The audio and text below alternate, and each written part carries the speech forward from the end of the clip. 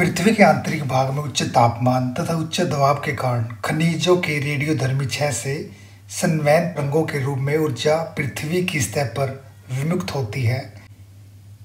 लावा के रूप में विमुक्त ऊर्जा पृथ्वी की प्लेटों को कुछ जगहों से अलग कर देती है, तो कुछ स्थानों पर एक दूसरे की ओर बढ़ती है। जब दो प्लेटें विपरीत दिशा में गतिशील होती हैं तो उनका किनारा अपसारी सीमा कहलाता है। इन सीमाओं के मध्य बनी दरारों से भूगर्भ का तरल मैग्मा पृथ्वी की सतह पर आता है और नई पर्वत श्रृंखला का निर्माण करते हैं। इसलिए इसे रचनात्मक किनारा भी कहते हैं। अपसारी प्लेटों को ही कन्वर्जेंट प्लेट बोलते हैं। जैसा कि हम फिगर में भी देख सकते हैं, अपसारी प्लेट किनारों के सहारे रिफ्ट घाटी का निर्माण होता है।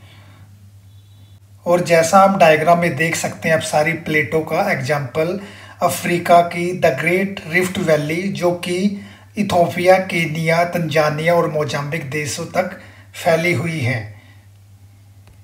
अपसारी प्लेटों में प्लेटें एक दूसरे के विपरीत दिशा में जाती हैं और ऐसा होने पर ज्वालामुखी उनके बीच से ज्वालामुखी का उद्गार होता है। और इसका प्रसिद्ध उदाहरण है मिड ओशियन रिज, जिसके मध्य दरार से दोनों किनारों पर लावा मैग्मा का निरंतर बहाव होता है। और जब दो विपरीत दिशाओं से प्लेटें एक दूसरे की तरफ अग्रसर होती है, व टकराती है, तो वे अभिसारी प्लेट कहलाती हैं।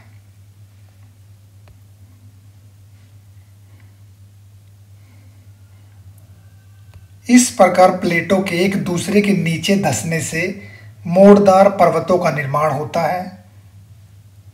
और इसी का ही एग्जाम्पल है हिमालय पर्वत श्रृंखला का निर्माण, जो कि इंडो ऑस्ट्रेलियन प्लेट का यूरेशियन प्लेटों के मध्य धसाव से उत्पन्न हुआ है। और इंडो ऑस्ट्रेलियन प्लेट, जिसकी डेंसिटी घनत्व ज़्यादा है, उसका नीचे धसाव हुआ, जबकि यूरेशियाई प्लेट का ऊपर है। विश्व के नवीन मोड़दार पर्वत श्रृंखलाओं का निर्माण इसी प्रक्रिया से हुआ है, चाहे इसमें आपके हिमालय, एंडीज या रॉकीज पर्वत श्रृंखला हो, या फिर यूरोप की यूराल पर्वत श्रृंखला।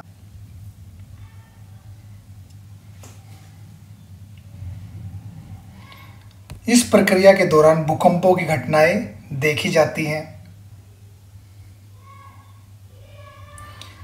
जब महासागरीय प्लेटों का अपभीषण होता है, तो इस प्रक्रिया के दौरान हम देखेंगे कि ज्वालामुखी का उद्गार होगा और साथ ही ज्वालामुखी द्वीपों का निर्माण होगा।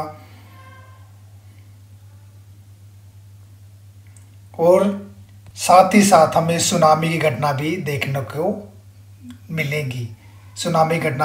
को मिलेंगी। अब हम virtual tour of world geography देखेंगे।